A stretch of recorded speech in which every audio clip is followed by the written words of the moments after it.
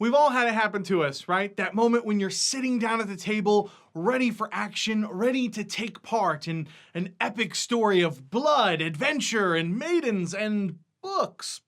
Because there's nothing worse than having to stop the game right in the middle of the game to check the DMG or the player's handbook for a simple rule, or worse yet, retconning something a week later after you and your dungeon master realize that you guys made a pretty big error in a ruling. But it still happens to all of us, right? We all screw up the rules from time to time, or as is the case with me personally, we start mixing up our additions. It's not that I don't know the rules, right? It's just that I've read too many of them and kind of have a hard time keeping them straight sometimes. So today we're talking about the top 5 simplest rules that everyone, including myself, gets wrong from time to time in Dungeons & Dragons 5th edition. That way you guys can impress your friends with your rules lawyer abilities, or more realistically, it'll make your game a little bit easier when you're in the middle of it. So I hope you guys are ready. Let's get started.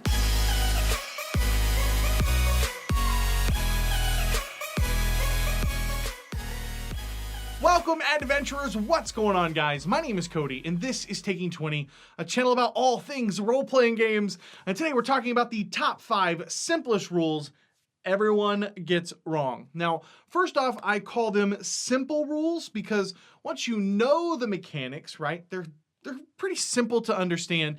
And they are also simple because every character or dungeon master will probably see at least 2 or 3 of these rules come up in their games over the course of a campaign. So they are simple and that they are basic, but that many tables are still playing them wrong. So let's set the record straight.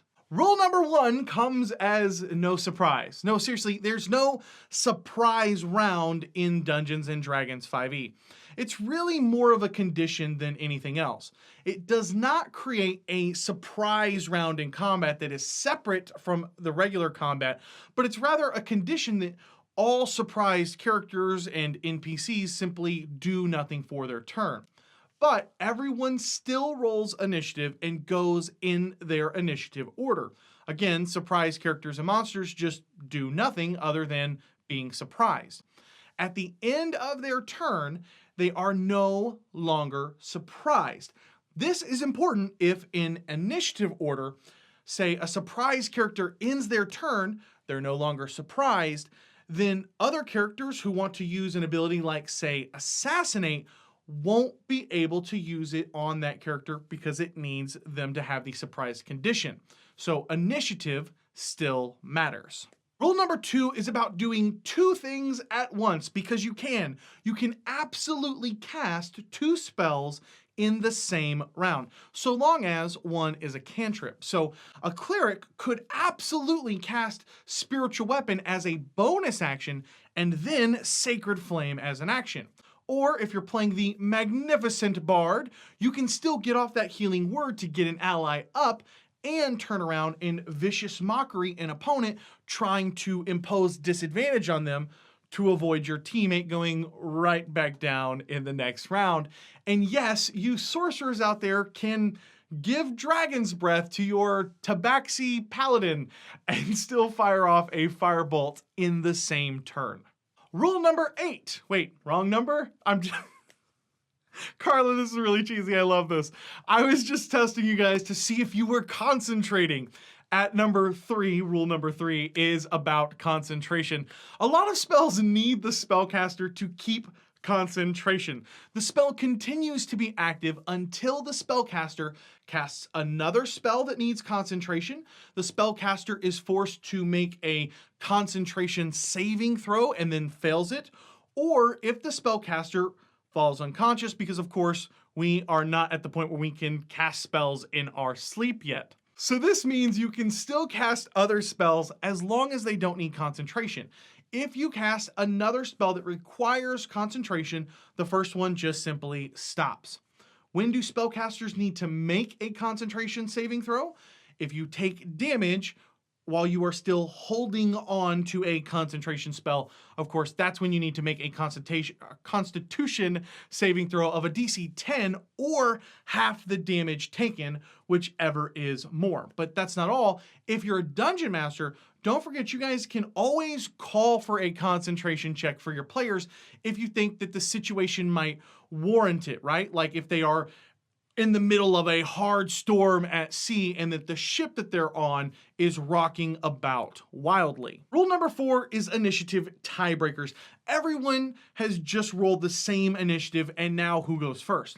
Now here's the thing, a lot of people say it's whoever has the highest dex modifier or dex score, but those people, including myself, as I use this as a tiebreaker, would be wrong, because the players that get the same initiative score in Dungeons & Dragons 5e, they get to decide between themselves who goes first.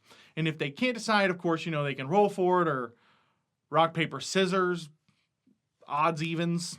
Essentially, it's up to them. And the same goes for Dungeon Master tied characters. If the DM has a couple of monsters that are tied for initiative, they just decide who goes first.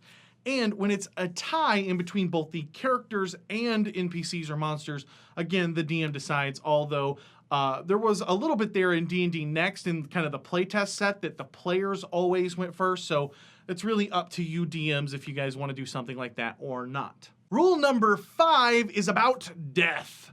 How to save yourself from death, or, well, you know, at least your character. Death saves in 5e are made at the beginning of your turn, not the end. So if you roll a natural 20, you wake up and still have the rest of your turn as normal.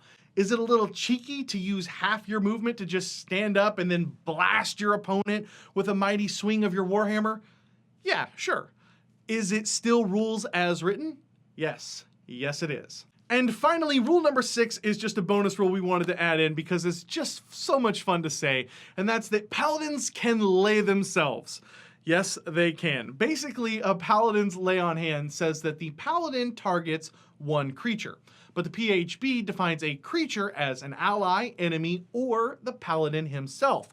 So feel free to get a little frisky with yourself, if you know what I mean.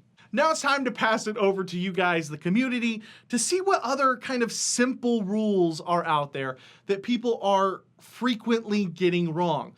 And what rules do you guys think, I want to know this, that people get mixed up coming from either 3rd edition or Pathfinder or even 4th edition? I want to give a huge thank you to all of the kick-ass patrons over at welcomeadventurers.com. By the way, I just released a bonus map for all of you Folk Hero and Up adventurers who are on the digital map rewards tier. If you guys are a Saber Dice fan, by the way, you'll notice that this was the same map that I used last week on the stream. And I spent about like 3 hours putting this thing together, kind of layering out all of the groundwork. And I think it made quite the difference if I do say so myself. So if you like what I do here and you want to support more content like this while grabbing some extra perks for yourself, just head over to welcomeadventurers.com. If this is your first time here and you love role-playing games as much as I do, I'd love to have you subscribe. Every week I put out new videos on GM tips, player tips, tutorials, and more. So if that sounds like something you might be interested in, just hit that subscribe button down below and come join us. Thank you guys so much for watching. My name is Cody, and may your games be filled with awesome memories and even better friends. I'll catch you guys next time. Yeah.